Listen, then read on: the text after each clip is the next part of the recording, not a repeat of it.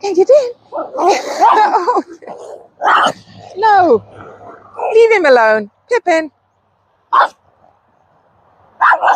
The good life, the good life. Tonight, we're gonna live the good life. Alright, let's go and live the good life, the good life. Good morning, Shy Folk, and welcome back to Old Man Willow Farm. My name's Diane, and my husband Ian and I farm 10 acres in the Willamette Valley, and I say the word farm loosely. We run a barn boarding, horse boarding, training business. And today I thought I'd talk to you a little bit and dive in depth into our barn renovation. So we bought this farm 3 years ago, and the barn was in a mess, to say the least. And I'll show you in a little bit. I'll show you a before photo and an after photo. But this barn is about 60 years old. It has 12 stalls and the hayloft up at the top behind me on both sides. And so, and all of this infrastructure was here beforehand. So that was the good news, and it's all pretty solid. That was the good news. The bad news was that it was filled knee-deep with firmly compacted cow manure, and half the stalls were missing their dividers. And you can see that the ceiling, because of the hayloft, the ceiling is pretty low. The paint was flaking. It was a white paint that was painted white. The paint was flaking off the walls.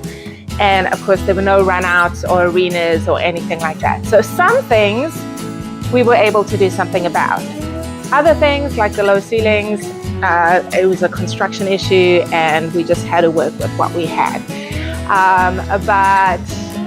Anyway, so it was a pretty big job, and we literally had a month to kick ass and get this barn into shape and ready for boarders. So let me take you around, and I'll show you some of the things that we did to slay this dragon.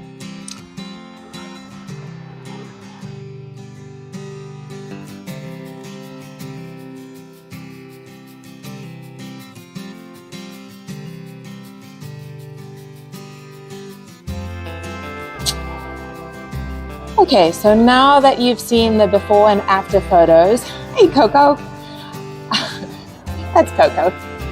She's our little one-eyed pug. Okay, so now that you've seen the before and after photos, I'm going to take you through step by step what we accomplished in 1 month.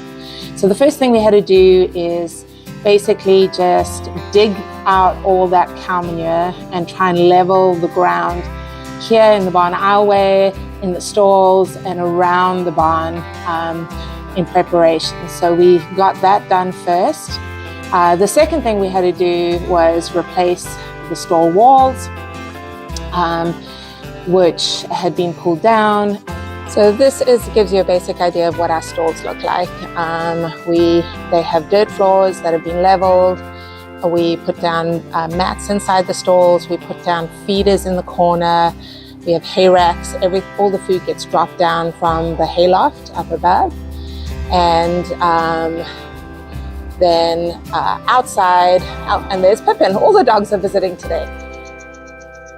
So with the outside of the barn, you can see we measured out 10 by 12 runouts, dug for the posts, planted posts, strung electric fence on top to stop the horses from eating the posts, which they did with some of them. And then we laid quarter minus over geofabric, and then mats on top of that. The actual painting of the outside of the barn, we didn't get to that first month. We did that about a year later. We just didn't have the money in the beginning, but we painted it the same color as the house. So as I mentioned, we had a couple of stalls that had cement floors thrown, and so we turned those into a tack room, a workshop, a wash stall, and a grooming rack. So this is our tack room, and I painted the walls, put all the hardware up. We have a rug on the floor just to be pretty, and we can pretty much fit. There's plenty of space in there for all the boarders to have a saddle rack, a bridle hook, And then we have a couple of extras. Grooming stall and wash rack. The grooming stall, I just have hooks where every stall has a bucket with their grooming supplies in it. We have cross ties, and both the grooming stall and the wash rack are matted. And the wash rack has access to the arena as well. So in the beginning, we just painted everything with a cheap white barn paint. And then over this past year, we actually stripped all of that off the walls. We sanded the walls down, and then we varnished the beautiful wood that was underneath and painted the stall doors black. And then you can also see the hardware that we bought. We bought blanket racks for each stall. Each horse has their nameplate on the stall. Our colors are gold and burgundy, so the nameplates are gold. We give each boarder a little tack trunk for all their extra supplies, because we don't like to have things lying around. As I said, horses will find things to hurt themselves on, so we keep everything neat and tidy. And then in the summer, we put fans up to just help with the flies and the heat. So we built this ladder to access the hayloft, which I am doing right now. Try not to fall off. Coco runs up the ladder as well.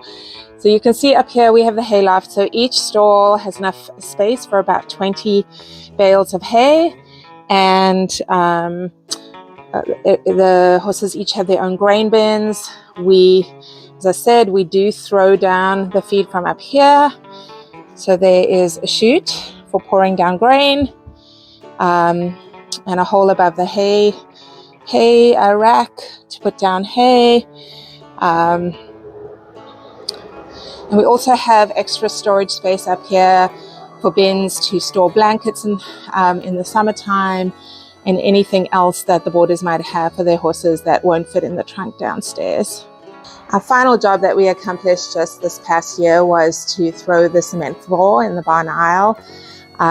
It's not ideal. I would like to put rubber mats down. We just can't afford it at this point because cement is a little bit slippery. So I'm just very careful bringing horses in and out. But it makes a huge difference for dust, and just being able to keep the barn clean. I can sweep it every morning, and everything stays neat and tidy. Well, I hope that was helpful to you, gave you some ideas. Farming is a family affair. You can't do this without the help of your family, and that was very much true of this barn. My daughter, my mum, and I tackled the barn while the men in our family were busy with the construction project, and I could never have done it without their help. So it was a month of incredibly hard work, working 8 hours a day, but ultimately it was worth it. And what we have now is just a wonderful little barn. We have a wonderful barn community, and I just love. Anyone who owns horses knows that the barn is truly your happy place. It's the place you love to go and love to be and love to hang out. So you want a place that is attractive and that you enjoy being at. So anyway, I hope this inspired you with your barn makeover. I hope you get stuck in and slay that dragon and do the work that is needed and just enjoy the fruits of your labor. Hi, Editor-in-Chief here. I just want to put out also that, like, it's not only just a barn, it's like a beautiful place where you can gather up and make events. Like, we held my wedding over there on the farm, on the property. I'll put pictures, and it was just so beautiful. It's not only just a barn with horses in it, it's literally just a piece of heaven. I'm so grateful to live here and have this experience on this property. My wedding was just so beautiful. I think it's just worth it. You can rent it out too. Yeah. Yeah. She's out there, we like to party. Listen up, yeah, it's time to start it. And I